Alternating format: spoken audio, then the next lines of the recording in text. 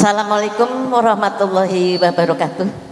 Kepada yang terhormat Bapak Fuad dari DPRD Provinsi Jawa Tengah, pada yang terhormat semua tamu undangan dan kru-krunya, pada yang terhormat Bapak Ibu warga Grinting yang saya cintai dan yang saya banggakan.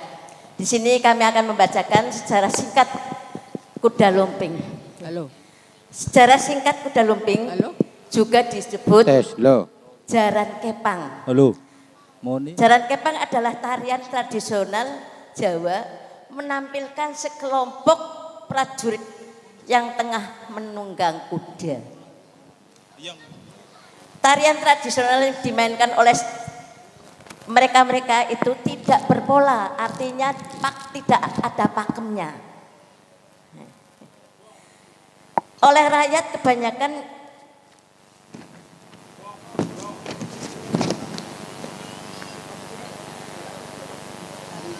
telah dilahir dan digemari masyarakat khususnya di Jawa sejak adanya kerajaan-kerajaan kuno tempo dulu. Awalnya menurut sejarah, seni kuda lumping lahir sebagai simbolisasi bahwa rakyat juga memiliki kemampuan atau kedikdayaan dalam menghadapi musuh ataupun melawan kekuatan elit kerajaan yang memiliki bala tentara. Di samping juga sebagai media menghadirkan hiburan yang murah meriah namun fenomenal kepada rakyat banyak. Dilihat dari cara permainannya, para penari kuda lumping seperti mempunyai kekuatan yang maha besar. Bahkan terkesan memiliki kekuatan supranatural. Kesenian tari yang menggunakan kuda bohong-bohongan terbuat dari anyaman bambu serta diiringi oleh musik gamelan seperti gong, kenong, kendang, dan kecrek. Ternyata mampu membuat para penonton terkesima oleh setiap atraksi penunggang atau penari kuda lumping. Hebatnya, penari kuda lumping tradisional yang asli umumnya diperankan oleh anak putri yang berpakaian lelaki, baik bak atau sama dengan atau menyerupai prajurit kerajaan. Saat ini pemain kuda lumping lebih banyak dilakoni oleh anak laki-laki. Kalau dulu anak perempuan, tapi sekarang banyak dilakukan oleh anak laki-laki. Bunyi sebuah pecutan yang sengaja dikenakan para pemain kesenian ini menjadi awal permainan dan masuknya kekuatan mistis. Jadi kalau ada kuda lumping yang membawa pecut dan pecutnya sudah mulai disabetkan, itu kekuatan mistis sehingga para penari ini hilang kesadarannya. Dengan menaiki kuda dari anyaman bambu tersebut, penunggang kuda juga memakai pergelangan kakinya diberi kerincingan, mulai berjingkrak-jingkrak karena tanpa sadar setelah dipecut oleh cambuk tadi, melompat-lompat hingga berguling-guling di tanah. Selain melompat-lompat, penari kuda lumping pun melakukan atraksi lainnya seperti memakan beling, mengupas sabut kelapa dengan giginya.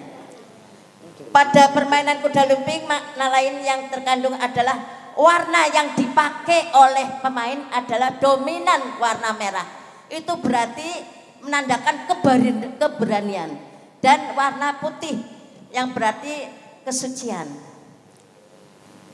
Warna merah melambangkan sebuah keberanian serta semangat, warna putih melambangkan kesucian yang ada di dalam hati, juga pikiran yang dapat merefleksikan semua panca indera sehingga dapat dijadikan sebagai panutan. Sebagai sebuah atraksi penuh mistis dan berbahaya, tarian kuda lumping dilakukan di bawah pengawasan seorang pimpinan supranatural. Jadi tidak sembarangan, ada istilahnya pawang. Biasanya pimpinan ini adalah seorang yang memiliki ilmu gaib yang tinggi yang dapat mengembalikan sang penari kembali ke kesadarannya seperti sedia kala. Dia juga bertanggung jawab terhadap jalannya atraksi apabila penari ini ada yang sakit atau ada yang terluka, ini tanggung jawab dari pawang. Kini kesenian kuda lumping masih menjadi sebuah pertunjukan yang cukup membuat hati para penontonnya terpikat. Walaupun peninggalan budaya ini keberadaannya mulai bersaing ketat oleh masuknya budaya dari kesenian asing. Tarian tersebut masih memperlihatkan daya tarik yang tinggi hingga saat ini. Kita tidak tahu siapa atau kelompok masyarakat mana yang mencetuskan atau yang menciptakan. Banyak dijumpai daerah masing-masing, yaitu dari khususnya di Pulau Jawa. Contohnya di Wonogiri, yaitu Reok Ponorogo ya. Nah, fenomena seni kuda lumping di berbagai tempat dengan berbagai ragam dan coraknya dapat menjadi indikator bahwa seni budaya yang terkesan penuh magis ini kembali naik daun sebagai sebuah seni budaya yang patut diperhatikan sebagai kesenian asli Indonesia.